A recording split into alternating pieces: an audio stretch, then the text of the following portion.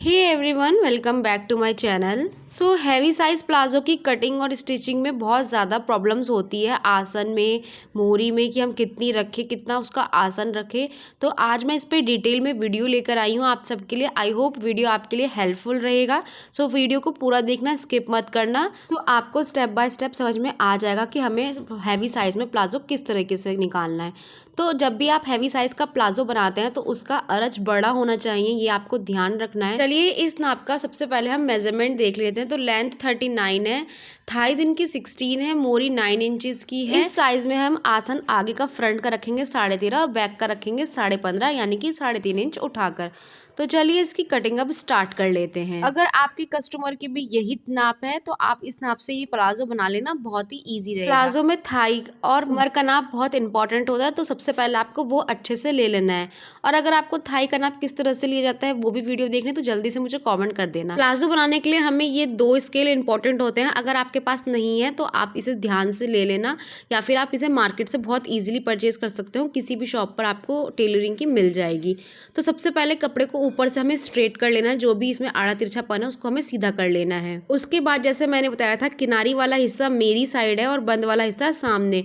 तो जो किनारी वाला हिस्सा है उस पर भी हमें एक लाइन ड्रॉ कर लेनी है और इसको हमें बाद में कटिंग में छांटना है, इसलिए हम इसको पहले ही लाइन को ड्रॉ कर लेते हैं। तो पहली बात जो ध्यान रखने वाली इसमें यह है कि कभी भी आपको प्लाजो कट या फिर पैंट, कभी भी आप इस तरह की कोई भी चीज़ बनाएं तो उसमें किनारी वाले हिस्से को हमेशा काट कर अलग कर दें, वो एक खिंचाव पैदा करता है।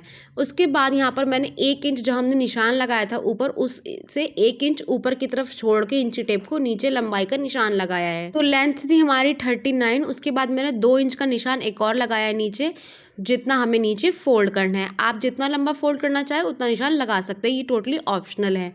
तो मैं सभी तरफ से बराबरी से निशान लगा दूंगी ताकि हम स्ट्रेट लाइन नीचे ड्रॉ कर सके। अब जो हमने निशान लगाए थे उन सबको स्ट्रेट कर लेना है इस स्केल की हेल्प से।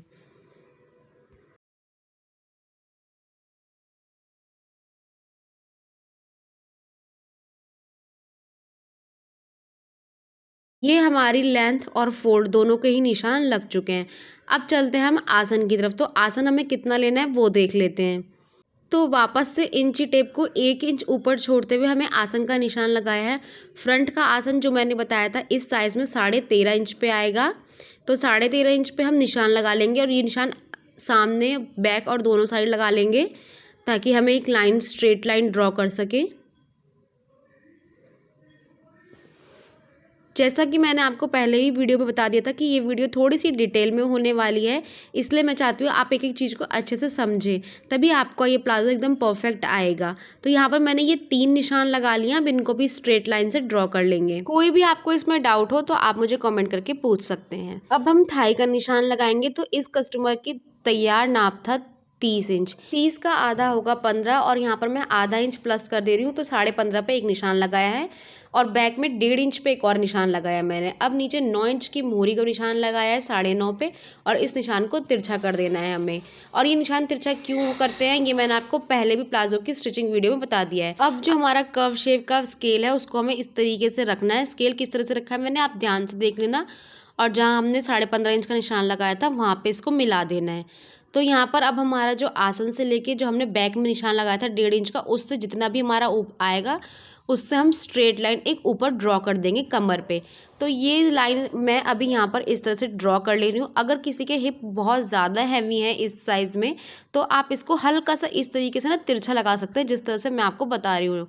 तो इस तरीके से आप तिरछा निशान भी लगा सकते हैं। तो मैंने यहाँ पर 1 इंच का निशान एक्स्ट्रा लगाया है ताकि कोई प्रॉब्लम ना हो। अब यहाँ पर गोलाई देके जिस तरीके से हम आर्म होल में राउंड करते हैं उस तरीके से हमें इसको गोल कर देना है। तो फ्रंट पार्ट की सारी लाइंस ड्रॉ हो गई है, अब हमें इसको इसी लाइन पे कटिंग कर लेना है। तो आपको अगर वीडियो अच्छी लगे तो वीडियो को लाइक करना, चैनल को सब्सक्राइब करना बिल्कुल मत भूलिए। इसकी स्टिचिंग की वीडियो भी मैं ज़रूर लेकर आऊँगी।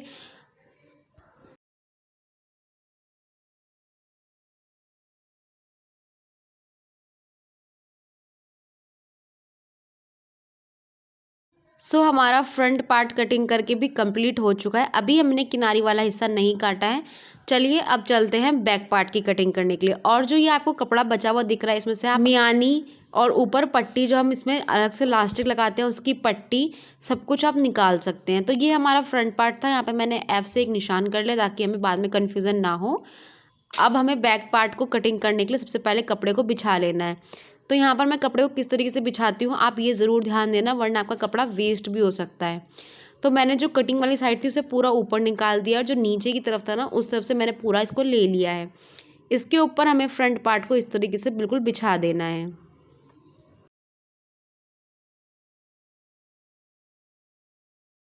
तो हमने फ्रंट पार्ट को पूरा बिछा लिया है। सबसे पहले हमें यहाँ पर 3 लाइन ड्रॉ कर लेनी है। सबसे पहले है नीचे मोहरी की, दूसरी है आसन की और तीसरी ऊपर कमर की।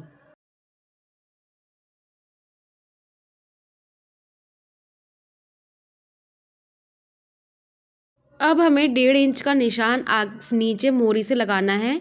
1.5 इंच का निशान हमें लगाते हुए पूरा ऊपर तक आसन तक आना है। तो ये 1.5 इंच पे हम पूरा निशान लगा लेंगे जहाँ से हमने निशान को ड्रॉ करा था। ये हैवी साइज प्लाजो है इसलिए इसमें हम 1.5 इंच का लगा रहे हैं, वरना नॉर्मली 1 इंच के आसन से भी मार्जिन से भी काम चल जाता है। अब जैसे हमने पहले फ्रंट पार्ट पे स्केल से निशान लगाया था उसी तरीके से इन निशानों को भी सीधा कर लेंगे। आसन पे भी हमने 1.5 इंच का निशान आगे की तरफ लगाया था तो वहाँ से हमें मिला के इसको करना है। अब जो फ्रंट पार्ट का आसन था वहाँ से एक लाइन सीधी ड्रॉ कर लेनी है। आप चाहें तो इसको भी थोड़ा सा तिरछी ड्रॉ कर सकते हैं अगर किसी के हिप बहुत ज़्यादा हैवी है तो। ऊपर से हमें 3 इंच का एक्स्ट्रा लेना है और एक्स्ट्रा लेने के बाद उसको तिरछे में शेप देकर मिला लेना है साइड से। ये निशान लगाना काफ़ी ज़्यादा इंपॉर्टेंट होता है, तो आप इस चीज़ को ज़रूर ध्यान से लगा लेना। अब वापस से बैक में भी हम गोलाई दे देंगे जिस तरह से आर्म होल में दी थी, 1.5 इंच की तरफ आगे जो हमने निशान लगाया था वहाँ से। और अब हम इसको कटिंग कर लेते हैं। सो आई होप आपको वीडियो ईजिली समझ में आया होगा, और अगर कोई भी डाउट हो तो आप मुझे कमेंट करके ज़रूर पूछ सकते हैं। तो इसी तरीके से हम पूरे बैक पल्ले की कटिंग कर लेंगे। और अगर इस साइज़ में आप प्लाज़ो बना रहे हैं ये मेज़रमेंट आप ले सकते हैं, बहुत ही परफेक्ट आपका प्लाज़ो बन कर के आएगा। इसमें मोहरी आप अपने अकॉर्डिंग और छोटी या बढ़ा सकते हैं, वो टोटली आपके ऊपर ऑप्शनल है। मैंने 9.5 इंच की रखी है बिकॉज़ मुझे एकदम नॉर्मल मोहरी चाहिए थी। अब यहाँ पर बैक साइड की भी कटिंग करने के बाद सबसे पहले हमें नीचे एक लास्ट में कट लगा लेने हैं। तो ये कट हमारे नीचे फ़ोल्ड के आएंगे कि हमें नीचे से कितना फ़ोल्ड करना है। बार-बार आपको इसमें बार-बार इंची टेप की ज़रूरत नहीं पड़ेगी, एक ही बार आप कट लगा लो और आपका काम हो जाएगा। अब हमने जो किनारी वाले पे निशान लगाया था उसको भी हमें कटिंग कर लेना है। तो पहले मैं इस लाइन को सीधा कर लूँगी जो हमने ऊपर लगाई थी।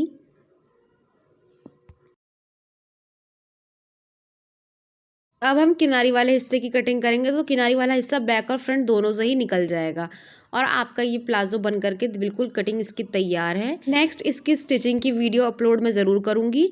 सो अगर आपको वीडियो पसंद आए तो वीडियो को लाइक कर देना, चैनल को सब्सक्राइब करना बिल्कुल मत भूलना। Thanks for watching. अगर आपने वीडियो को यहाँ तक देख लिया है, आई होप आपको वीडियो समझ में आया हो। Thanks for watching.